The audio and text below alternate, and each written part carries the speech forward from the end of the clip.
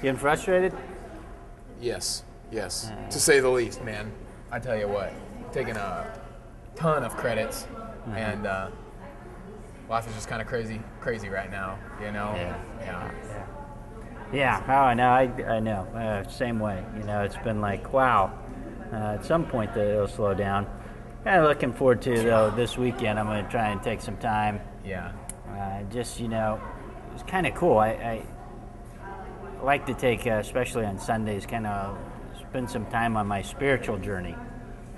Oh, yeah? Spiritual, yeah, right, the spiritual journey, huh? It was kind of cool. Can I show you something? It looks like you need a break anyway. Yeah, you know, I really do. I'll humor you. All right, thanks. You know, it was kind of cool because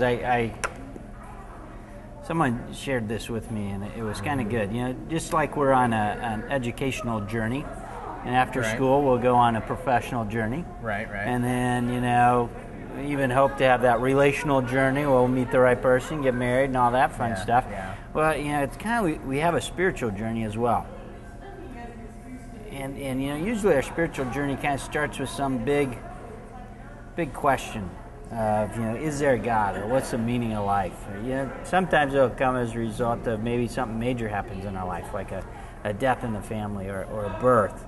And then, you know, after that, we kind of have a series of kind of smaller questions that we ask, like, do I need to read the Bible? Why should I go to church? You know, and there's no bad question. Every question is a good question, and every question deserves to get answered.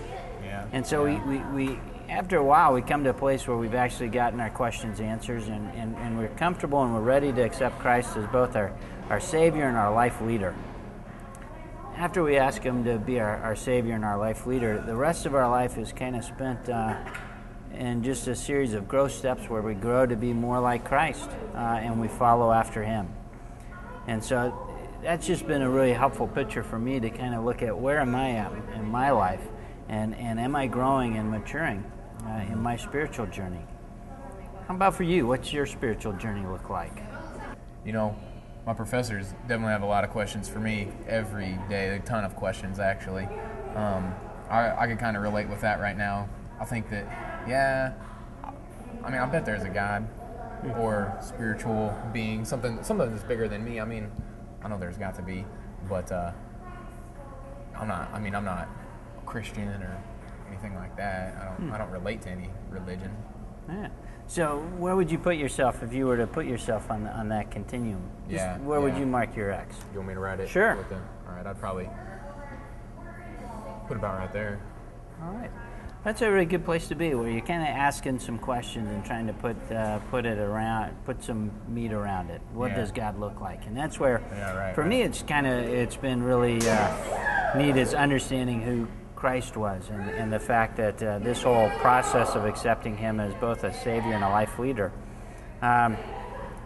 it's getting that both understandings of that. Number one, you know, somehow I have to be able to get back into right relationship with God. And that's that part of Christ being my Savior. And then once I'm in right relationship with God, what impact does that have on my life? And that's about Christ being my life leader. Right. And so, you know what I'd love to do is, if you'd be willing, let's start putting a couple of these questions and start wrestling with them and seeing if we could answer some of your questions. Would you be willing to do that with me? Yeah, man. Yeah, definitely. All right. So I'm going to hold on to this, and then you hit the books again. Okay. And then maybe in a couple of weeks we'll look at this again. Yeah, man, that sounds good. All right.